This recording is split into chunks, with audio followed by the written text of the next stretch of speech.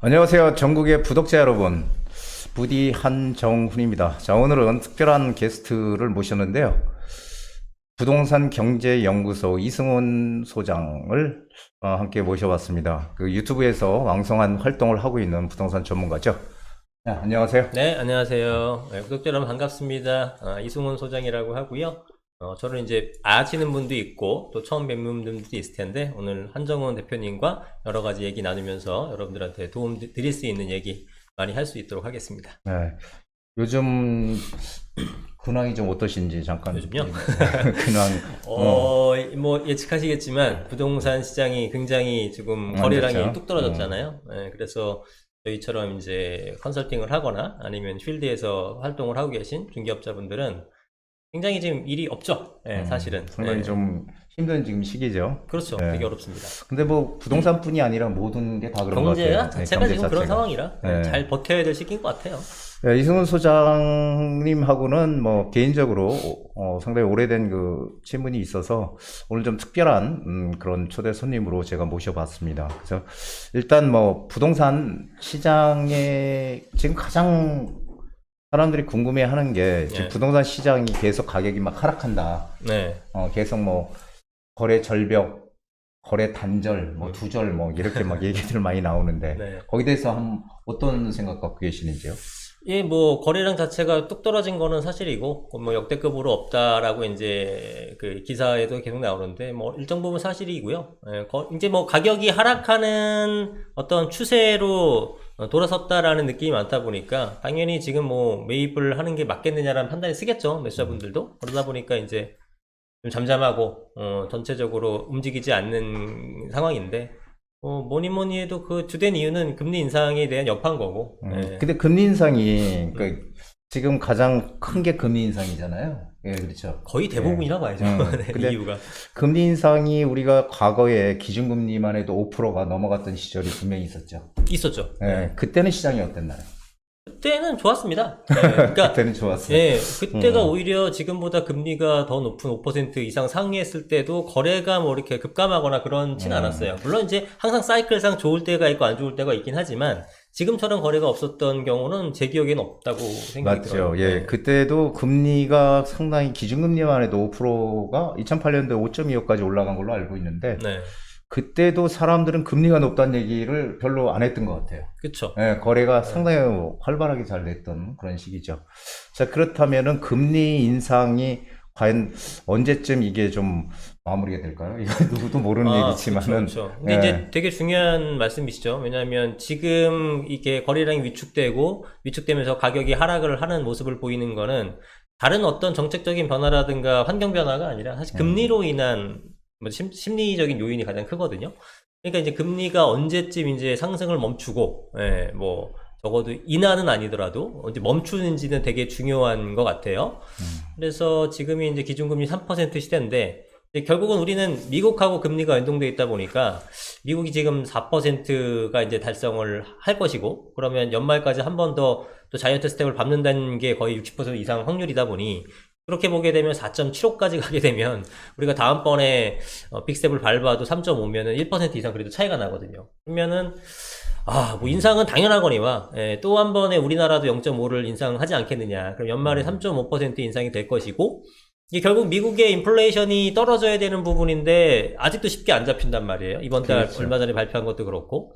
그러면 내년 초까지는 인상을 유지를 할 것이다. 그러면 그냥 수치로 대충 어바웃하게 보자면은 미국은 한 5% 금리가 될 것이고 우리는 3.5에서 최대 4%를 넘진 않을 것 같고. 그럼 2008년도보다는 낫다는 얘기네, 그렇죠? 그래서 2008년보다 낮은데 지금 사람들이 워낙에 저금리에 익숙하다 보니까 그거에 대비해서 올라가다 보니 이제 거기에 대해서 이렇게 약간 예, 두려움을 느끼시는 것 같아요. 맞아요. 부동산은 우리가 심리란 얘기를 많이 하잖아요. 네. 예, 부동산은 심리다. 뭐 경제 자체가 뭐 똑같습니다만 우리 부동산도 경제의 일부이기 때문에 심리란 얘기를 많이 하는데 심리 자체가 지금 완전히 지금 죽어 있는 거죠. 그렇죠. 예, 그 심리 자체가 죽어 있는 거는 근데 제가 이렇게 쭉 그동안 상황을 보면은 우리가 지난 한 5년 동안 계속 규제 대책 나왔잖아요. 그렇죠. 예, 규제 대책 나와서 뭐 파리 대책도 그렇고 가격이 갑자기 막 1억이 떨어졌다, 2억이 떨어졌다 이렇게 나왔다가도 한순간에 또 이렇게 반등이 되는. 그래서 심리는 좀 이 반등되는 게 상당히 좀 빨리 이렇게 왔다 갔다 한다라는 생각을 좀 하는데 네. 어떻게 생각하세요? 거기에 맞습니다. 대해서. 일단은 이번에도 작년 이맘때만 하더라도 사실은 나쁘지 않았죠. 예, 작년 상반기에는 뭐 계속 불이 붙었던 상황이었고, 그랬는데 이제 갑자기 얼음이 되고 올해 들어서는 거래량이 아주 급감을 하는 상황이다 보니까 급변을 하는데, 마찬가지로 하락에서 상승으로 돌아설 때도 어떤 뭐 신호를 보이는 게 아니라 또 확 바뀌어 버릴 수 있는 상황이 도래할 겁니다. 이제 그게 어찌됐건 간에 금리가 멈춰야 되는 거는 전제 조건이 되는 거고, 예, 금리가 멈추게 되면은 아마 발빠른 투자자들은 금리가 멈추게 되면은 투자를 들어갈 거예요. 예, 또 한편의 사람들은 금리가 멈춘다 하더라도 장기간 금리의 영향 하에 있지 않을까 이렇게 판단하시는 분들도 있을 거고, 그러니까 일부 공격적인 수요자들, 공격적인 투자자들은 이제 들어가서 좀 기다리는, 예, 목을 미리 입이 잡고 기다린 형태가 되지 않을까라는 생각이 들어서 약간은 풀릴 거는 같은데, 지금은 뭐 어느 누구도 안 사는 시기인 건 맞는 것 같고, 그러니까 심리적으로, 그러니까 결국은 사이클이니까 하락 시기가 있고 상승 시기가 있는 건 당연히 맞고요. 그래서 지금 이제 하락했다가 결국은 다시 상승을 하긴 합니다. 이거는 정확한 팩트인데, 그러나 이게 다시 언제 오를까를 모르는 거고, 적어도 금리 인상기 때는 다시 오르기는 힘드니 내년 1분기 정도까지는 그냥 지켜보겠다 하시는 분들이 많은 것 같아요. 지금 네. 좀 지켜보자. 관망 추세가 많다. 네. 근데 제가 요즘 느낀 게 기사들 보면은 지금 정말 뭐 거래가 완전히 뭐 절벽이고 네. 이렇다고 하는데 얼마 전에 과천에 그 분양했었잖아요. 네. 아파트. 네. 거기에 뭐 사람들이 엄청나게 몰렸다 네, 한 그러던데. 9,000명. 뭐 반값 아파트니 뭐니 네. 하면서. 그러니까 전 그걸 보고서 지금 뭐 유동성을 줄이기 위해서 금리를 올린다고 하지만 아직까지 이 돈, 즉 유동성은 계속 살아있구나 이런 생각을 요번에 좀 했는데 네. 거기에 대해서 좀 어떤 생각 가지고 계시나요? 그렇죠. 이제 뭐 대다수는 돈이 이렇게 아주 여유 있지는 않겠지만, 그래도 우리 그 서울 수도권 쪽에 좋은 지역에 있는 공급은 되게 한정돼 있잖아요. 그 한정된 공급 대비했을 때의 현금 수요자들은 뭐 여전히 전 수요 초과라고 봐요. 그래서 이렇게 그 시세보다 좀 저렴한 것들 금매가 나오게 되면은 그렇게 엄청난 사람들이 몰리는 거잖아요. 아무리 시세보다 싸더라도 과천의 금액이면 뭐 한두 푼 들어가는 게 그렇죠. 아닌데, 예. 그럼에도 불구하고 그렇게 수천 명의 사람들이 몰렸다라는 것은 어쨌든 보유하고 있는 현금을 들고 있는 수요자는 여전히 있다. 다만 뭐 이런 사람들도 시세대로 사긴 싫은 거고 좀 저렴하게 나오게 되면 들어가겠다 이런 심리거든요. 그러니까 지금 그러니까 제가 말씀드렸던 이런 수요자들 중에 좀 공격적인 투자자들은 가격이 조금 하락하고 다시 이제 상승 턴이 돌아오지 않을까라고 할 때 미리미리 좀 사두지 않을까라는 생각이 드는 거죠. 현금을 들고 있는 분들은 뭐 제가 볼 때는 적지는 않는 것 같긴 합니다. 예. 요즘 그러니까 현금이 있으면은 요즘 현금 있는 분들이 상당히 좀 좋은 것 같아요. 그렇죠. 현금 있는 현금 분들이 있는 지금이 기회가 될 수 있죠. 그러니까 하락을 현금 부자, 하니까. 예. 현금 부자들. 그러니까 대부분은 이 부동산에 돈들이 많이 묶여 있거나 뭐 그렇죠. 이렇게 대출 받아서 네. 사거나 해서 좀 돈들이 많이 묶여 있는데 현금 요즘 들어서 그런 생각이 좀 많이 드는 것 같아요. 현금이 있으면 좀 싼 것들을 좀 사면 어떨까라는 생각을 그러니까 개인적으로. 워렌 버핏이 그 지난 굉장히 좋은 시기 동안에 안 사고 버텼거든요. 그냥 지금은 너무 비싸다, 살 게 없다. 그러니까 자산이 뭐 140조인가 현금을 유동성을 이렇게 갖고 있음에도 불구하고 자기가 판단에는 너무나 과열이고 비싸니까 안 샀다가 요즘 들어서 산다고 하거든요. 그러니까 대단한 거죠. 그건 진짜 대단한 건데, 그런 식으로 지금 현금을 들고 있으신 분들은 이제 가격 하락기가 왔을 때는 상당한 기회가 될 수 있는 거죠. 맞아요. 네. 우리가 IMF나 금융위기나 정말 뭐 많은 분들이 고통을 겪고 했던 그런 기억들이 아직도 생생하지만 그때도 투자를 해서 이익을 낸 사람 반드시 있었다는 거죠. 그렇죠. 위기에도. 근데 그런 위기 때는 오히려 또 돈을 많이 버는 사람들이 소수지만 네. 버는 건 또 그분들이 다 버는 것 같아요. 그러니까요. 예. 소수가 많이 상당한 부분을 또 차지하죠. 그러니까 그런 위기가 있을 때마다 양극화가 조금씩 벌어지는 것 같은 생각은 듭니다. 예, 그런 것 같아요. 근데 지금 보면은 제가 예전에도 그런 얘기 드렸었는데 2013년도에 우리가 계속 금융위기가 터지고 나서 2008년도 리먼 브라더스가 9월 14일날 파산을 하면서 금융위기가 생기면서 그때 좀 힘들었던 기억이 분명히 있는데 그 당시에도 이렇게 보면은 투자를 하는 사람들은 계속 했다는 거예요. 네. 예, 투자를 했다는, 물론 이제 소수지만. 제가 그 후에 2013년도에, 아마 기억하시는 분들은 많이 기억을 하실 텐데, 시장이 지금 바닥인 것 같다라는 얘기를 많이 드렸었거든요. 네. 근데 시장이 바닥이다라고 했을 때 사람들은 그때 전부 다 멈칫멈칫하고 이게 투자들을 안 했어요. 왜냐하면은 많은 전문가들이 지금 바닥이 아니다. 이렇게 생각들을 하고 얘기들을 많이 했기 때문에. 그런데 이제 결국 지나와 보니까 그때가 바닥이 맞네. 이제 나중에 시간이 지나니까 결국 바닥은 시간이 지나봐야 알 수 있잖아요. 그래서 그 당시에 투자했던 분들은 상당히 이익을 많이 얻었지만 결국은 2014년도에 투자를 했던 사람들도 투자를 했다면 상당히 많은 이익을 냈겠죠. 그러니까 결국 이 부동산 투자라는 거는 누구나 다 돈을 벌 수 있는 기회는 반드시 존재하지만 거기서 누가 먼저 선점을 해서 먼저 빠른 타이밍에 들어가느냐가 이익을 좀 크게 낼 수 있냐 없냐 이렇게 좌지우지하는 것 같아요. 근데 지금 부동산 뭐 우리가 서울 같은 경우는 네. 공급 물량이 지금 없다고 얘기를 하잖아요. 네. 공급 물량이 없다고 얘기를 하는데 지난 정부 때 과도한 그런 규제 대책 그리고 다주택자 이꼴 투기권 이런 인식을 가지고 다주택자 규제를 하기 위한 각종의 그 방법들을 많이 썼지만 거의 뭐 5년 동안 집값은 계속 수직 상승해 왔잖아요. 네. 그렇다면은 그 후에 이제 뒤늦게 공급이 부족하다라고 생각을 하고 이제 공급을 늘리겠다라고 하고 현 정부도 지금 뭐 공급 늘리기에 들어갔는데 네. 지금 집값이 떨어지는 게 이 금리 외에 다른 또 영향이 네. 혹시 있는지 아니면은 만약에 금리 변수가 없어지면은 시장은 네. 어떻게 될까? 그러니까 뭐 가격을 변동시키는 요인은 음. 금리 외에 상당히 많죠. 예, 열거하자면 뭐 상당히 많은데 금리가 지금 다가 아니죠. 그렇죠. 다는 아닙니다. 그러나 지금 시점에서 금리 영향이 가장 큰 거는 부인할 수 없는 거고 그렇기 때문에 다른 부분에 대해서는 사실 크게 뭐 하락할 만한 요소는 없어요.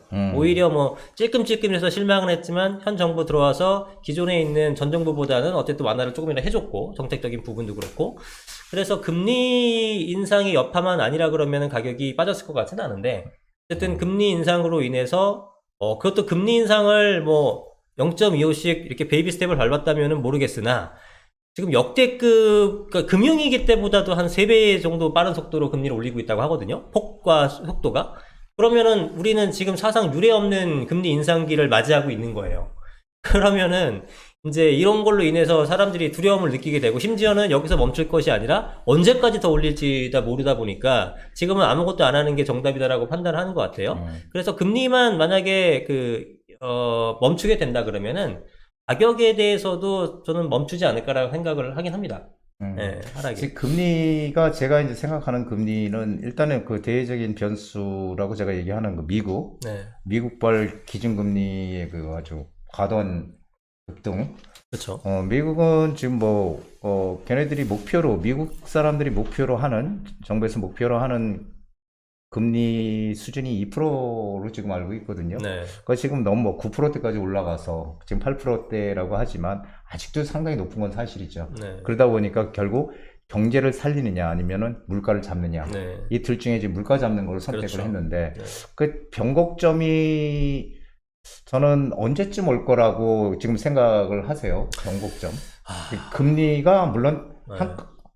이렇게 딱 정지돼서 이제부터 뭐 경제 살리기 올인하자 해서 낮춰가는 건 아니지만 예. 그래도 뭔가 변곡점이 올 수 있는 시기 그러니까 금리를 서서히 뭔가 이제 같이 뭐 울트라 스텝이니 뭐 네. 이런 거 안 하고 빅 스텝 이런 거 안 하고 그런 시기가 좀 언제쯤이 될까요? 내년 한 2분기 정도면은 좀 그런 변화가 있지 않을까 생각이 2분기? 들어요. 예, 왜냐하면 일단은 올해는 뭐 올라가는 건 사실상 기정사실인 것 같고 그 다음에 내년 초까지도 뭐 연말에 여파를 좀 받을 거는 같아요. 근데 진짜 미국이 지금 예고한 대로 0.75를 2번 올리면은 거의 5%에 근접한 기준금리가 되는데 그러면 0.75 자이언트 스텝을 5번 연속 밟게 되는 거거든요.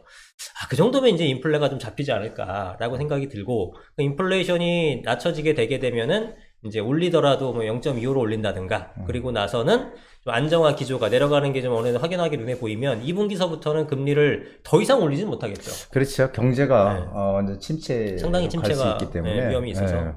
그래서 제가 이제 늘상 얘기하지만 금리는 이제 상방 경직성이라는 게 있어서 0.25% 이상씩 올리기 어렵다. 만약에 올리게 되면은 경기가 상당히 불안해지니까 위험해지니까 근데 미국이 완전히 강수를 둔 거죠. 예, 그래서 지금 뭐 우리가 생전 들어보지도 못했던 뭐 울트라 스텝부터 뭐 빅 스텝, 자이언트 스텝 저 그런 얘기 처음 들어봤거든요. 예.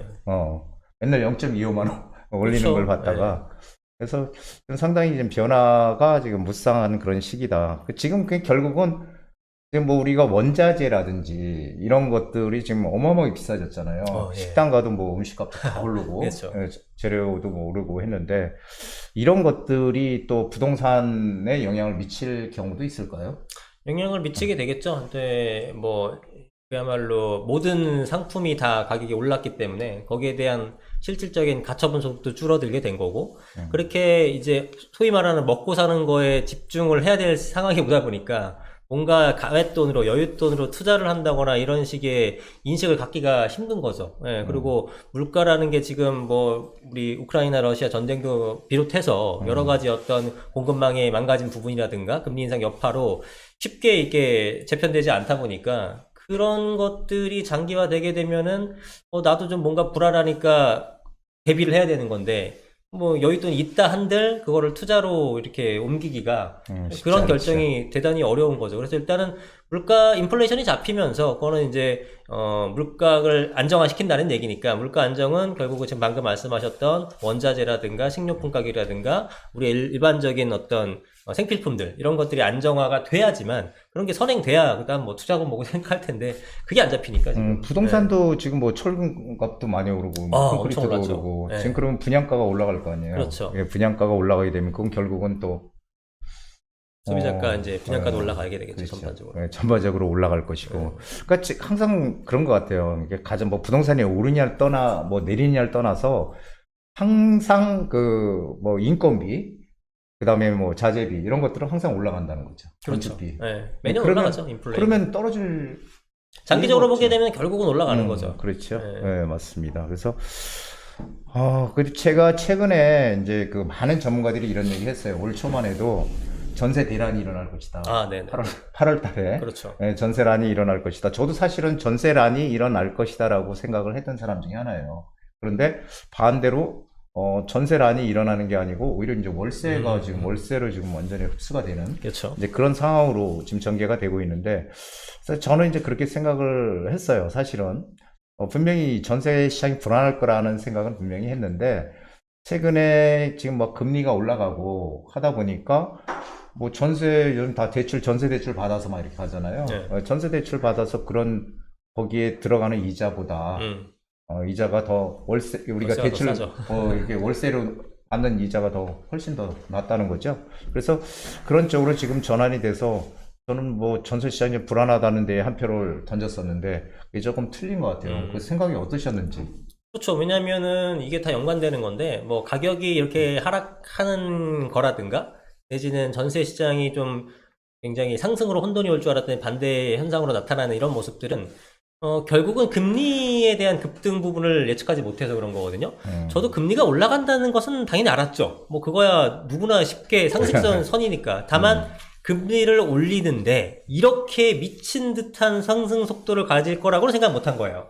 그게 이제 엄청난 여파를 미쳐서 지금 방금 말씀하셨던 것처럼 전세 공급이 부족한 건 맞는데 전세를 구하는 수요자들이 다 월세로 바뀌어버렸다라는 거죠. 그렇죠. 네, 전세자금 대출을 대부분 다 받으실 텐데 그걸 받게 되면은 이자 감당 어떻게 됩니까? 못하죠. 그런데 그동안에 우리가 매매가 상승기가 2014년부터 거의 6, 7년, 7, 8년 가까이 됐는데 그 기간 동안에 매가도 올라갔고 또 전세가도 올라갔단 말이에요. 그래서 전세가가 쭉쭉 올라가고 월세는 한없이 낮아져 있는 상태였으니 월세는 지금 구하려니까 되게 낮은 상태였고 전세 자금 대출은 비싸니까 월세로 가는 게 주거비 부담이 더 적으니 그렇죠. 당연한 선택이었단 말이에요. 맞아요. 근데 이제 그게 이제 월세가 점점 가격이 굉장히 빠른 속도로 올라가고 있고, 네, 물론 이제 전세자금 대출도 여전히 올라가고 있기 때문에 월세 쏘림 현상은 여전한데, 금리가 내년 뭐 2분기나 이렇게 멈추게 되고, 여전히 사람들이 월세 쪽으로 계속 가게 된다면, 결국은 나중에는 다시 또 월세가 더 비싸진 현상이 생겨납니다. 그렇죠. 네.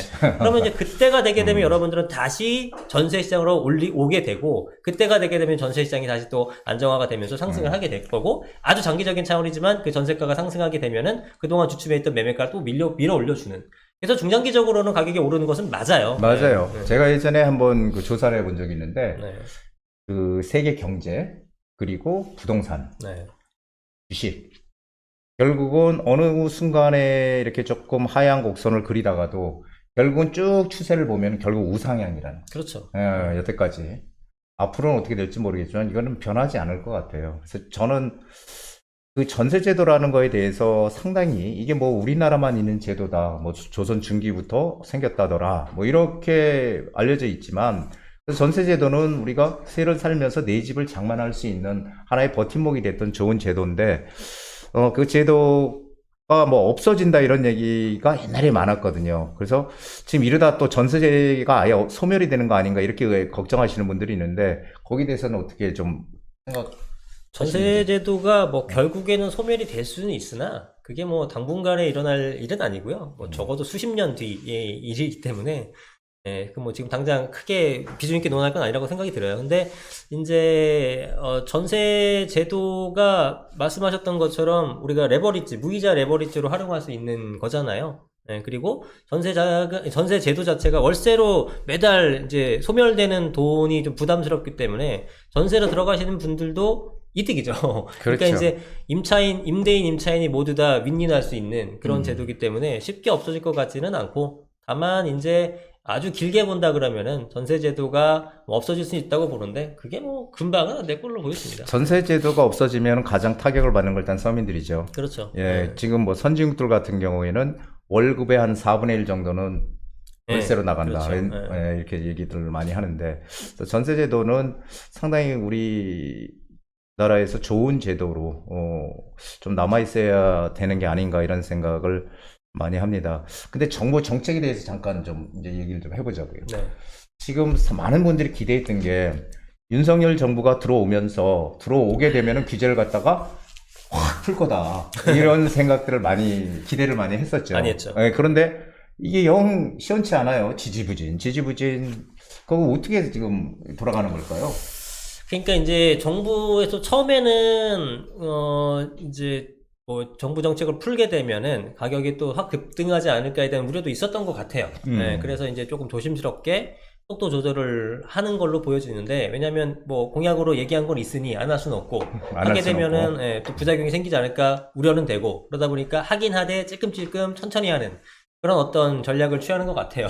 그리고 이제 지금 현재 그 국토부 장관이신 원희룡 장관의 어떤 몇 가지 발언을 보게 되면은 부동산 가격이 그냥 뭐 유지나 이런 것도 아니고 하향 안정화라는 표현을 쓰는데 그 하향 안정화가 상당 부분의 하락을 이렇게 동반하는 그렇게 말씀을 하시더라고요. 그래서 국토부 부동산의 수장인 국토부 장관이 이제 발언하시는 걸로 봐서는 정책이 뭐 화끈하게 풀 것 같지는 않다라는 생각이 들긴 합니다. 네, 안타깝지만. 예, 근데 최근에 네. 기사를 보니까 부동산 경착륙은 곤란하다. 네. 연착륙으로 가야 된다. 이런 그렇죠. 얘기를 또 했어요. 그건 당연히 그래야겠죠. 그래서 저는 글쎄요. 지금 뭐 정부에서 지금 현 정부가 들어오기 전에 일기 신도시도 바로 그냥 뭐 맞아요. 풀어서 네. 할 것 같이 얘기를 바로 나올 것 했다가 같았는데. 지금 뭐 영역을 줘가지고 2024년도에 뭔가 지정을 하겠다. 네. 시범지구를 지정하겠다고 했는데 마침 2024년이 선거가 있어요. 네. 그래서 이거 선거용 아니냐 이런 얘기도 맞아요. 있는데 네. 어떻게 생각? 그러니까 이게 일기 신도시가 그 말 그대로 일기이기 때문에 우리가 신도시에 대해서 재건축을 하는 사례가 처음이거든요.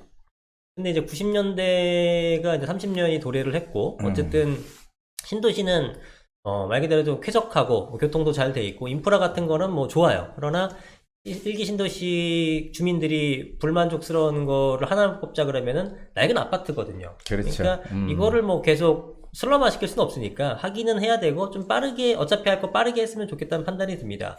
근데 이제 전체적으로 가격이 이렇게 좀 주춤하게 되니까 여유를 부리는 건지 모르겠지만 공급은 지금 꾸준하게 해줘야 되거든요. 서울의 공급 부족이 굉장히 심화되어 있는 상태인데 그것을 가려질 만큼 인상을 하다 보니까 지금 그게 보이질 않는데 만약에 금리 인상 멈추고 하게 되면 다시 공급 부족에 대한 얘기가 나오게 되면서 가격이 또 크게 상승할 우려가 제가 볼 땐 있다고 보거든요. 지금 뭐 현 분위기에서 이렇게 말씀하시면 잘 안 믿겠지만 근데 그러면은 좀 빨리빨리 해가지고 일기 신도시를 좀 풀어서 재개발 재건축을 활성화해서 꾸준하게 공급을 해줘야 결국은 시장 안정화를 이룰 수 있는 거예요. 근데 이걸 안 하고 있다라고 늦춘다라고 하게 되면은 굉장히 좀 출렁이는 가격이 될 가능성이 높습니다. 금리 인상했다고 가격이 훅 빠졌다가 공급 부족으로 또 훅 올랐다가 이거보다는 이제 진폭을 줄여주면서 안정화시키게 하는 게 이제 정부의 역할이라 그러면 제가 볼 때는 공급을 좀 빠르게 1기 신도시의 공급을 빠르게 해줘서 서울에 있는 수요를 좀 분산시키면서 안정적으로 가져야 되는데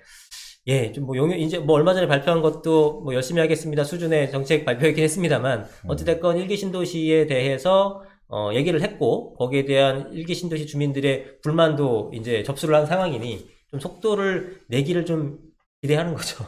그래야 되겠죠. 네. 그래야지 사실 우리 항상 부동산 가격은 수요와 공급에 의해서 결정이 된다. 이건 너무 네. 뭐 아주 중학생만 되면 다 아는 그런 얘기인데 지난 정부에서는 서울의 공급이 뭐 부족하지 않다 이런 논리로 이제 접근을 했었죠. 그건 완전히 잘못됐던 거예요. 잘못된 그런 생각인 것 같아요. 왜냐하면은 제가 이렇게 보니까 강남 상구에 그 주택이 아파트가 한 전체 우리 전국의 아파트 전체 비하면은 한 3% 네. 안짝이거든요. 네. 그러면은 그 3%를 잡기 위해서 재건축을 규제를 하고 그냥 그렇게 놔둘 게 아니라 강남은 강남대로 그냥 들어가 살고 싶다면 살아.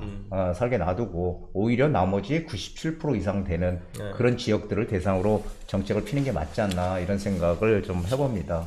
재개발 재건축을 그동안 규제했던 거의 논리 중에 하나는 이걸 풀었을 때 굉장히 투기 수요가 몰리고 이게 전반적으로 퍼지면서 가격에 어떤 안 좋은 영향을 끼칠 것이다 라는 논리였다면 오히려 지금같이 주춤하는 시기에 풀어줘야지만 그게 영향을 덜 가지 않겠습니까? 지금 뭐 풀어줘봤자 막 사람들이 사거나 이러지 않을 거 아니에요, 분위기상. 그렇죠. 지금 오히려 딱 좋은 그렇죠. 타이밍이죠. 오히려 이럴 때 재개발 재건축 풀어서 어차피 지금 인허가를 뭐 여유 있게 풀어준다고 하더라도 최종적으로 입주하는 시기까지의 기간 텀이 있기 때문에 그걸 감안하자 그러면은 지금쯤 인허가를 화끈하게 풀어주고 정책을 완화시켜줘서 안정적인 공급이 향후에 될 수 있게끔 돼야지만 좀 안정화될 수 있지 않을까 이렇게 생각이 드는 거죠. 근데 그 우스갯소리로 진보 정권이 들어오면 부동산 가격이 오르고 실제로 보수 그랬죠. 정권이 들어오면 떨어진다 이런 얘기를 많이 하는데 네. 이번도 또 그런 거 아닌가 또 이렇게 생각하는 분들이 현재는 가끔 그렇게 있어요. 가고 있네요. 네. 근데 이제 지금 보면은 서울에 저는 이제 예전에 이런 얘기를 많이 드렸는데 우리가 공급 물량이 뭐 전국의 공급 물량이 어마어마하게 많다고 하더라도 그게 중요한 게 아니고 그 지역의 공급 물량을 그렇죠, 봐야 된다는 얘기를 했는데 지금 현 시점에서 가장 공급 물량이 부족한 데는 서울이잖아요. 그렇죠. 예, 서울이 가장 부족한데 아마 서울은 내년에도 또 부족하죠. 예, 부족하고 후년까지도 부족하다고 지금 나와 있어요. 그런 총량이 나와 있는데 이래 부족한 서울에 집을 공급할 수 있는 유일한 방법이 재개발 재건축이잖아요. 그렇죠. 예, 그게 정비 사업이라고 하는 건데 소위 정비 사업에서 80% 이상의 물량이 나오는데 그 정비 사업을 계속 묶어놓고 있다가 보니까 서울의 공급이 지금 부족하더라. 근데 공급이라는 게 무슨 대책을 세워서 지금 뭐 정부에서 바쁘게 지금 움직이고 있잖아요. 네. 지금 서울시 같은 경우는 서울의 뭐 재개발 네. 이게 재건축은 지금 어쨌든 지금 현재는 좀 뭐가 막혀 있으니 재개발의 속도를 내기 위해서 지금 뭐 여러 가지를 많이 만들었어요. 맞아요. 네. 뭐 모아타운, 네. 뭐 신속통합기획, 네. 그다음에 뭐 역세권 개발, 네. 별거 지금 다 만들어가지고 뭐 권리산정 기준율도 뭐 따로따로 다 정해놓고 네. 지금 사실 머리가 좀 아플 정도로 지금 뭐 이렇게 헷갈리게 지금 하고 있는데 그만큼 지금 공급의 속도를 낸다고 하지만 그게 당장 안 들어오는 거잖아요. 그렇죠. 그렇죠. 지금 네. 한다고 해서 지금 뭐 땅 파가지고 공사하는데도 최소한 2년 반에서 한 3년 걸릴 그렇죠. 텐데 네. 그러니까 당분간 서울에는 공급이 뭐 많이 있을 수가 없다는 얘기잖아요. 네. 그렇죠? 그게 이제 가장 큰 문제가 되죠. 그러니까 뭐 서울시도 알죠. 본인 그 서울의 공급이 부족하다라는 거. 그러니까 어느 지역에 집이 가장 부족한가를 알려면 그냥 가격만 보면 됩니다. 제일 비싼 데가 가장 부족한 데예요. 네, 수요 공급 대비 제일 수요가 비싼 많으니까 데가, 네, 가격이 비싼 거니까. 그래서 서울이 전국에서 가장 집이 부족한 지역이라는 거고 그러기 위해서 서울시는 계속 뭐 여러 가지 방금 말씀하셨던 정비 사업을 추진하게 되면서 인센티브도 주고 완화를 해주면서 진행하려고 하는데 네, 이게 좀 제대로 돼야 되는 건데 이게 사실은 재개발 여러분들 뭐 해보셨으면 알겠지만 결코 쉬운 사업이 아니거든요. 네, 일단 지정서부터 최종적으로 완공해서 입주하기까지는 평균 10년 이상이 소요가 되는 굉장히 좀 복잡한 그런 사업입니다. 그래서 지금 빨리빨리 이 인허가를 굉장히 여러 가지 내주고 있는 서울시도 개중에 되는 것도 있고 안 되는 것도 있고 할 거예요. 그래서 서울시는 빠르게 추진하는 거에 대해서는 좀 옳다고 보는 거고 어차피 재개발, 재건축 외에는 서울에서 공급할 방법이 없으니, 예, 이거를 좀 추진하는 서울시의 행정은 저는 좀 맞다고 보고 있고요. 방향은 맞다. 맞죠. 네, 네. 방향은 맞는데, 그런데 그 재개발들이 지금 보면은 뭐 종류가 많잖아요. 되게 제가 많죠. 조금 전에 말씀드렸듯이. 예, 예, 그런 것들이 막 우후죽순으로 여기저기 막 한다고. 예. 그렇게 하면 그게 다 될까요? 거기가 안 다? 돼요. 진행이 다? 그거 분명히 안 될 거란 말이에요. 네. 그렇죠. 그거. 지금 중간 점검 저도 이제 모니터링 가끔 해봅니다만 뭐 그게 이제 서울시에서 진행하는 거든 아니면 뭐 LH에서 진행하는 것도 꽤 있고요. 뭐 이런 것들 보게 되면은 공공재개발. 네, 공공재개발도 그렇고 뭐 얼마 전에 LH에 제가 간담회를 갔다 왔는데 공공주택 정비 사업이 55개 중 6개가 진행되고 있고 그러니까 뭐 10% 남짓이죠. 그러니까 지정은 하는 거 어렵지 않죠. 여기 하겠습니다라는 건 어렵지 지정이 않은데, 쉽죠. 근데 안 되는 것들이 되게 많기 때문에 이런 부분에 있어서 좀 원활하게 돌 수 있게끔 뭐 이런 정비를 하는 것도 굉장히 중요한 것 같고 막 이래저래 지정만 하는 게 중요한 것이 아니라 그리고 이제 그 뭐 모아주택이 됐던 신통이 됐던 또 뭐 가로택 정비 사업이 됐던 이런 것들을 어쨌든 공급을 빨리 해갖고 시장 안정화 목적이라 그러면은 지정해주고 나서 그 다음에 빨리빨리 진행될 수 있게끔 관에서 협조를 많이 좀 해줘야 될 것 같아요. 지금 서울에 공부할 수 있는 재개발 재건축이잖아요. 예. 근데 지금 재건축 시장은 아시다시피 뭐 가격이 네. 지금 많이 뭐 여기저기서 아우성이자 떨어졌다 많이 네. 뭐 6억이 빠졌다는 등 뭐 해서 빠진 건 사실이죠. 예, 사실인데 지금 재개발 시장은 조금 그래도 사람들이 재개발 시장은 아직까지 뭐 이렇게 가격이 많이 떨어졌다 이런 얘기는 안 들리는 것 같아요. 네, 뭐 핵심 지역에서 우리 그 국민평형 이상 같은 것들은 잘 안 빠졌고, 뭐 일부 작은 평수에서 뭐 하락하는 그런 모습은 보입니다만, 일단 사람들의 생각도 그런 거죠. 일단 신축을 좋아하잖아요, 사람들은. 예, 근데 지역은 서울을 제일 좋아하고, 그러니까 서울의 신축이 가장 비싼 아파트가 되는 건데, 서울에 이미 신축된 것들은 가격이 비싸니까 향후에 신축이 될 만한 재개발 재건축을 선호하는 거는 당연한 거고 그 중에서 재건축이 묶여 있으니 재개발 쪽을 사람들이 그렇죠. 선호를 방향을 하게 돼서 보내는 거죠. 그쪽을 사는 거예요. 근데 확정된 재개발은 비싸니까 여러분들 뭐 일부 소액 투자자분들은 그건 이제 언감생심이 되는 거고 그러면 뭐 여기가 될 거라더라 예정지 같은 것들 여기가 뭔가 뭐 움직임이 있대더라 이런 쪽으로 이제 투자들을 많이 하시는 거죠. 맞아요. 재개발 시장이 지금 막 여기저기서 지금 진행을 하고 있으니 재개발이라는 거는 뭐 재건축도 마찬가지지만 이게 가격이 많은 분들이 그렇게 물어보는 분이 많았어요. 뭐냐면은 가격이 야, 근데 재개발 그거 언제 되는데? 그렇죠. 재수 없으면 20년도 걸린대. 평균 10년 걸리고 막 이렇게 얘기하는 분들이 있어요. 네. 근데 재개발이라는 거는 투자했던 분들이 많이 하거든요. 그렇죠. 그 이유는 뭐 재개발은 단계마다 오른다. 그러니까 어떤 뭐 조합 설립이 된다든지 아니면 동의서만 갖고 있어도 저게 아무것도 안 하든 저게 동의서 갖고 있네. 가격이 올라. 그렇죠. 그렇죠. 그래서 이 단계마다 가격이 올라서 항상 내가 팔 수 있는 그런 타이밍이 존재한다는 거죠. 그래서 오히려 돈이 이 소액으로 좀 작은 분들은 그런 쪽으로 들어가서 지금 남들이 조금 움직이지 않을 때 조금 한 박자 빠르게 들어가서 움직이는 게 지금 시점에 상당히 내가 돈을 벌 수 있는 내가 재테크에서 성공할 수 있는 그런 기회가 왔는데 그런 기회를 잡는 것도 사실은 그렇게 쉬운 일은 아니다. 왜냐하면은 대부분 사람들 항상 사람들 같이 움직이는 거 좋아하잖아요. 그렇죠. 그쵸. 우리나라 사람 특히 같이 처음에는 그냥 아니야 지금 부동산 더 떨어질 거야 이렇게 생각하고 있었는데 조금 오르네. 아니 저거 좀 있으면 더 떨어지겠지. 계속 올라. 뒤늦게 들어가요. 네, 맞아요. 그런 분들이 아마 태반이거든요. 그래서 항상 뭐 오랫동안 이제 부동산 쪽에 일을 했으니까 알겠지만은 항상 뭔가 좀 남들보다 좀 빠르게 이렇게 들어갈 수 있는 그런 또 용기도 필요하다. 네. 지금 항상 제가 이제 얘기하는 게 위험과 기회가 같이 있다 이렇게 존재한다 이런 얘기 많이 드리는데요. 그 위기라는 것은 위험과 기회가 같이 존재하는 거다 이런 얘기 많이 하거든요. 그래서 지금이 딱 그런 시기가 아닌가 싶습니다. 근데 그렇다면은 지금 재개발은 막 여기저기서 서울시장이 지금 인기가 좋대요. 네. 그래서 막 여기저기서 재개발들 막 지금 막 하고 그 있죠. 다양한 종류로 이렇게 진행을 뭐 한다고 하고 있는데 재건축은 지금 일단은 지금 움직이지를 못하고 있잖아요. 네. 재건축 안전진단이 지금 가장 화두인데 안전진단이 재건축의 첫 걸음이잖아요. 첫 단계. 그렇죠. 근데 그 안전진단에서 정밀 안전진단 여기서 자 떨어지거든요. 네. 이제 구조 안전성 네. 때문에. 한마디로 구조 안전성이라는 건 아파트가 튼튼하냐. 그래가지고 무너질 가능성이 없으면 안 된다. 이런 얘기들 많이 하거든요. 지금 현재 상태의 그런. 네. 그래서 그걸 좀 완화시켜줘야 되는데, 그런 시점, 이제 그게 이제 첫 번째 단계인데, 그런 시점은 언제 정도에 올 거라고 좀 생각하나요? 안전지대를 풀어주는 시점이. 그러니까, 예측. 우리 네. 뭐, 100% 우리가 뭐 알 수는 없지만. 네, 안전진단뿐만 아니라 이제 뭐 분상제도 그렇고 여러 가지 이제 제초안도 얼마 전에 나왔었고요. 이런 것들에 대해서 분상제와 제초안은 이제 찔끔이긴 하지만 시장의 기대치에 미치지 못하지만 발표를 했었고 안전진단도 계속 얘기는 나오고 있죠. 네, 그래서 풀긴 풀되 이제 뭐 시기는 뭐 올해는 아니더라도 내년 중에는 무조건 나올 거라고 보는데 문제는 그게 어느 정도 수준으로 이제 나오느냐는 거죠.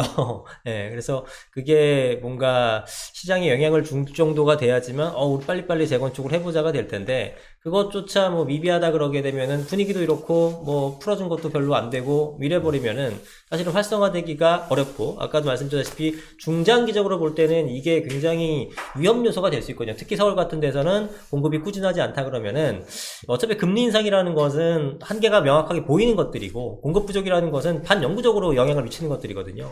그래서 정부가 그런 생각을 하고 안전진단의 완화를 통해서 90년대생, 80년대 후반 애들이 워낙 많으니 아파트가 그런 것들이 원활하게 진행될 수 있도록 해야 되는데 그게 뭐 잘 했으면 좋겠습니다. 근데 그렇다면은 지금 재건축에서 안전진단도 그렇지만 지금 우리가 거래를 할 때 제일 지금 걸림돌이 뭐냐면은 사실 1주택자도 상당히 많지만 다주택자도 더 많거든요. 네, 많죠. 2주택이면은 뭐 취득세 8%, 그렇죠. 3주택 12%. 지금 이 취득세가 엄청난 지금 걸림돌이다. 그렇죠. 예, 근데 이것도 뭔가 완화시켜준다는 얘기는 분명히 예전부터 있었는데, 있었죠.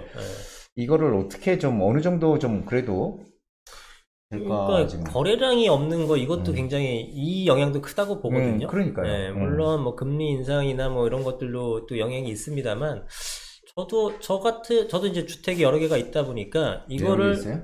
예. 근데 요거를 팔고 더 좋은 데로 이사를 가고 싶어요. 예. 요럴 기회에 이제 좀 가격이 하락했으면 상급지 이동하고 싶잖아요. 도저히 움직일 수가 없습니다. 왜냐하면은 매도하고 매수하는 과정에서 세금이 어마어마합니다. 맞아요. 예, 그러다 보니까, 이러면서 이제 또 가만히 있게 되는 거니까, 그나마 거래를 할 수 있는 분들도 이제 이 세금으로 인해서 거래가 안 되고, 뭐 1주택이나 5주택인 분들도 금리, 뭐 대출 이런 것 때문에 안 되고. 그러니까 아예 꽉 막아 놓다 보니까, 이게 장기화되게 되면은 부동산 이런 중개업뿐만 아니라 연관산업이 얼마나 많습니까? 그렇죠. 뭐 이삿집, 인테리어 등등 해가지고. 이런 것들이 좀 힘들어지고, 또 가격이 빠지게 되면 대출 좀 받으신 분들, 이 금융산업, 금융업 쪽에도 연관이 또 여파가 미치게 되잖아요. 최악의 경우에는 상당한 위기가 올 수도 있기 때문에 이 거래량이 잠깐 끊기는 거는 모르겠으나 장기적으로 보게 되면은 전반적으로 큰 손실을 일으킬 수 있거든요. 개개인이 아니라 뭐 국가 전반적으로도. 그래서 활성화되는 전략은 올해는 아니더라도 내년쯤에는 뭔가 뚜렷하게 좀 나와줘야 되지 않을까 이렇게 생각이 들어서 할 거라고 생각을 하는데 정부 입장은 어떤지 모르겠습니다. 제가 생각하는 거는, 지금이, 아까도 얘기를 했지만, 지금의 어떤 규제를 풀기엔 딱 아주 좋은 시기다라고 생각이 되거든요. 왜냐하면은, 규제를 풀려고 하는데 가격이 많이 오른다 그러면은, 이게 또 올릴 수가 없잖아요. 그렇죠. 근데, 지금 가격이 전체적으로 지금 시장이 안 좋으니까, 네. 지금은 얼마든지 풀 수 있는 그런, 네. 어떤 핑계거리라고 할까? 이런 것들이 충분히 되니까, 이해가 되니까 움직일 수 있다라는 저는 생각을 해요. 네. 그래서 오히려 정부의 어떤 규제 그런 것들은 속도 이런 것들은 좀 더 빨라지지 않을까라는 게 이제 제 개인적인 이제 생각입니다. 그래서 재개발 재건축도 좀 더 뭔가 좀 이 재개발은 지금 진행이 되고 있지만 재건축도 뭔가 좀 활성화될 수 있는 지난 정부에서 너무 묶어놨잖아요. 그렇죠. 그래서 이게 뭐 가지고 있으면은 가지고 있으면 보유세, 뭐 재산세를 비롯해서 종부세, 그리고 팔면 취득세, 양도세. 하여간 뭐 세금으로 아예 거래를 못하게 막아놨던 그런, 그게 지금 생각해봐도 그때 뭐 전문가들 전부 다 뭐 반대 얘기를 많이 했지만 네. 결국은 그렇게 밀어붙였죠. 그래서 결국 지금 그런 것들이 이 공급 부족으로 나타나고 그런 공급 부족 현상이 가격을 또 끌어올리는 이런 악순환을 지금 반복하고 있지 않나 이런 생각을 좀 하고 있습니다. 그래서 지금 뭐 거래 단절, 그래서 초초 금매들만 거래가 된다 이런 얘기들 많이 하는데 지금 정말로 그렇게 가격이 많이 빠졌나요? 실제로?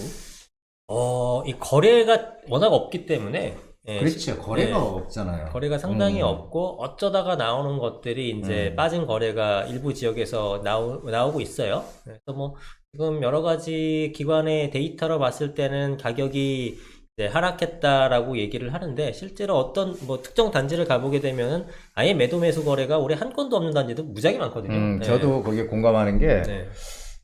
이제 저는 그 신문에 날 뭐 하락했다 이런 기사는 아예 믿지는 않지만, 하도 나오니까 예. 한번 좀 확인을 해봤어요. 어떤 마포에 네. 뭐 단지, 아파트 단지를 한번 검색을 해봤어요. 거기는 이제 제가 좀 관심 있게 보던 단지인데, 네. 그 리모델링 지금 이제 음. 추진하고 있는 단지. 네. 그래서 봤더니 가격이 안 빠졌더라고요. 그리고 음. 매물도 없어. 음. 이게 뭐가 이게 빠졌나 이런 생각을 했거든요. 근데 제가 이제 항상 저희 방송을 시청해 주시는 분들, 그리고 제가 강의할 때 많은 이런 얘기를 드렸어요. 그러니까 어떤 단지에, 우리가 실제로 가격이 떨어졌다, 하락했다, 이렇게, 얘기를 하려면은 거래가 일단 돼야 된다. 거래가 돼서 그 거래가 되면서 가격이 하락된 가격으로 계속 팔려야 되는데, 그게 아니고, 뭐, 5천 세대의 단지에서 5개 거래가 되고, 네. 그게 과연 시세냐? 아니라는 거죠. 그래서 여러분들도 그런 생각들을 좀 하셔야 돼요. 예, 그래서 지금은 이게 뭐 가격이 뭐 하락한 그런 국면보다는 거래가 아예 안 되고 있는 그런 지금 거래 절벽 상태다. 이렇게, 생각들을 하시는 게 좋을 것 같아요. 자, 그렇다면은 혹시 우리 이승훈 소장이 어떻게 좀 지역을 추천할 수 있는 지역, 그러니까 앞으로의 우리가 항상 부동산은 단기적인 것보다는 조금 우리가 이게 보고 가야 되잖아요. 네. 중장기적으로. 그랬을 때 정말 이 지역은 앞으로 서울에서도 서울에 25개 구가 있으니까 네. 제가 항상 얘기하는 게 양극화가 심해질 거다. 그렇죠. 그렇다고 하더라도 여기는 앞으로 한마디로 서울에서 가장 그 중심 지역에 속해질 것이다라고 뭔가 추천해 줄 수 있는 그런 지역이 어딜까요? 일단은 양극화를 키워드로 보게 되면 어쩔 수 없이 좋은 지역이 더 좋아지는 거는 뭐 막을 수는 없어요. 그래서 뭐 자금의 여유가 있으신 분들은 뭐 강남 서초 이런 쪽으로 뭐 용산이라든가 우리가 흔히 얘기하는 핵심지 쪽으로 가시는 게 맞는 거고, 그 다음에 이제 삶의 질이 높아질수록 사람들이 이제 뭐 한강변이라든가 이런 조망권 이런 것들 많이 고려를 하겠죠. 그래서 한강변에 있는 구들은 사실 다 좋다고 생각이 들고요. 한강변. 네, 어쩔 수 네, 역시 없죠. 한강변이 키워드예요. 그렇죠. 서울에서 이제 강북 쪽에서는 이제 남쪽으로 최대한 내려올수록 좋은 거고, 강 이남 쪽에서는 최대한 위로 올라갈수록 좋은 형태라고 보시면 될 것 같고요. 그 다음에 이제 어떤 그 개발에 대한 키워드가 뭐 저층 주거지나 뭐 역세권이라든가 중공업지 이런 것들인데, 역세권은 너무 많죠. 뭐 서울에 뭐 5, 600개 이상이 여기 있다 보니까, 뭐 역세권 좋은 거는 당연한데 가격이 좀 높고요. 그리고 중공업지 같은 것도 제가 볼 때는 충분히 좋죠. 왜냐하면 우리가 지금 서울에 집비 모자라 죽겠는데 지금 뭐 공장을 짓거나 이럴 때는 아니잖아요. 그렇죠. 네, 그러다 보니까 이제 중공업지를 지금 1, 2층짜리 소위 말하는 굴뚝 공장 같은 건 다 없애고 높은 지식산업센터로 몰아넣고 나머지 필지를 이제 아파트라든가 이런 걸로 개발을 하려는 그런 모습들을 보이고 있고 실제로 그렇게 되고 있거든요. 그래서 우리 뭐 구로공단 같은 거 생각해 보시면 지금 구로 디지털 단지 바뀌게 되면서 엄청나게 가격이 상승했잖아요. 옛날에 구로공단이라는. 구로공단이었죠. 네, 그때 생각하게 되면은 와, 그때 가격과 지금 가격을 아는 저로서는 와, 대단하다 이렇게 생각이 드는데, 이미 다 완공이 되게 되면 가격이 반영된 거고, 이제 아직 바뀌지 않은 상태에서 매입해 갖고 올라가는 과정을 여러분들이 취득을 하셔야 되는 거잖아요. 그렇다면은 뭐 대표적으로 뭐 그 중공업 지역이 있는 게 뭐 창동, 뭐 성수동 내지는 뭐 영등포 이런 쪽이 일부 있는데, 가장 큰 건 영등포가 가장 크고요. 네, 영등포는 서울에 그래도 그 3도심 중에 하나잖아요. 그렇죠. 도심 중에 하나인데, 이제 그거에 비해서는 아직은 뭐 가격이 뭐 최근에 올랐다고 해도 뭐 전반적으로 다 오른 거니까 여전히 잠재력이 있는 동네가 아닌가라는 판단이 들고요. 우리 그 순환선 2호선이 지나가는 곳이 서울 중에서도 이제 더 압축을 시킨 라인이라고 볼 수 있는데, 그 안쪽에 있는 것들은 사실은 뭘 사도 저는 뭐 좋다고 봅니다. 2호선 라인. 그렇죠. 네, 뭐 서울의 중심부에 있는 것들이 가격이 빠질 수가 없다고 보거든요. 네. 맞아요. 그 일본도 우리나라의 그 2호선이 지금 순환선이잖아요. 예. 일본도 가면은 야마노테선이라고 산수선이라 그래가지고 그게 색깔도 똑같아요. 네. 그래가지고 그것도 순환선이야. 네. 그래서 제가 예전에 일본에 갔을 때 들은 얘기로는 그 2호선이 지나가는 그 집 동네 그 사람들은 자부심을 가지고 산다. 이런 얘기를 제가 들은 적이 있어요. 그래서 그걸 갖다 그대로 지금 우리가 2호선을 만들어서 지금 활용을 하고 있는데 역시 2호선이 좋군요. 그렇죠. 2호선 그리고 네. 우리가 골든 호선이라고 하는 9호선은 어떤가요? 9호선도 좋죠. 일단은 결국은 라인의 핵심은 얼마나 많은 그 업무 지역을 지나가느냐잖아요. 우리가 뭐 강남 지하철 접근성. 타고 놀러 가거나 뭐 등산을 가거나 이런 게 아니라 뭐 출퇴근용으로 거의 이용하시는 거잖아요. 그러다 보니까 당연히 뭐 신분당선 아니면 9호선 또 2호선 이런 것들은 환승도 잘 되고 빠르고 이러다 보니까 또 업무 타운을 많이 지나가잖아요. 여의도, 강남 뭐 이런 쪽으로. 그래서 그런 라인들이 다른 라인보다 가격이 더 높은 거고 그런 걸 위주로 지금 비록 다른 라인보다 이런 라인들이 더 비싸지만 향후의 가격은 더 벌어집니다. 그러니까 여력이 되신다면은 그런 쪽 위주로 먼저 들어가시는 게 좋겠죠. 지금 유튜브나 이런 곳에 보면은 그 부동산 폭락한다고 얘기하는 분들이 상당히 많아요. 많죠? 갑자기 많이 등장을 했어요. 그래가지고 뭐 2000 뭐 몇 년이에요? 2022년이죠. 2020 뭐 6, 7년까지 뭐 한 30% 빠진다. 뭐 이런 분들도 있고 네. 갑자기 그 안 보이던 분들이 지금 많이 등장을 해서 이 폭락론에 지금 아주 불을 붙이고 있는데 그런 분들이 만약에 내년에 네. 이 집값이 만약에 좀 더 올라가는 그런 어떤 상승 또 반전이 된다면 또 무슨 얘기를 할지 상당히 궁금해요. 요즘도 지금 뭐 사람들의 심리라는 거는 항상 대중적으로 움직이니까 네. 지금 계속 사람 좀 관망하는 추세? 예, 그렇죠. 그런 추세로 지금 좀 가고 있는 것 같습니다. 그래서 저는 그 지역을 추천을 하는데 이제 말씀드리고 싶은 거는 지금 우리 이승훈 소장이 지역을 얘기를 했죠. 그거 다 좋은 지역입니다. 영등포도 마찬가지고 뭐 노량진 같은 데도 괜찮고 그리고 한강변 말씀드렸죠. 한강변 그리고 역세권의 이 중심 역세권 그 서울의 중심 지역 지도를 보면은 서울에 25개의 구가 있는데 이 외곽 지역이 있고 중심에 모여있는 지역들이 있거든요. 그런 지역들이 앞으로 재개발을 할 때 우후죽순 막 여기저기서 모아타운이든 뭐든 진행을 할 거 아니에요. 신속통합기이든 그럴 때 그런 중심 지역들이 가장 우선적으로 진행이 될 것이다 라고 제가 말씀을 드리고 싶습니다. 그래서 어쨌든 간에 지금 시장은 상당히 좀 오리무중으로 가고 있고 많은 경제 전문가들도 지금 뭐 연말까지 우리나라 금리 몇 프로 올린다고 생각해요? 지금 3%니까 3.5로 가지 않을까? 그럼 0.5 올린다. 그렇죠. 이제 미국의 상황을 봐야 되겠죠? 그렇죠. 네, 미국이 이제 11월 달에 중간 선거가 끝나게 되면은 이제 다시 이제 경제를 생각 안 할 수가 없는 그런 시점이 될 거고요. 그렇게 되면은 조금 미국의 어떤 움직임에 따라서 우리나라도 이제 금리도 연동돼서 움직일 거다 이렇게 보고 있습니다.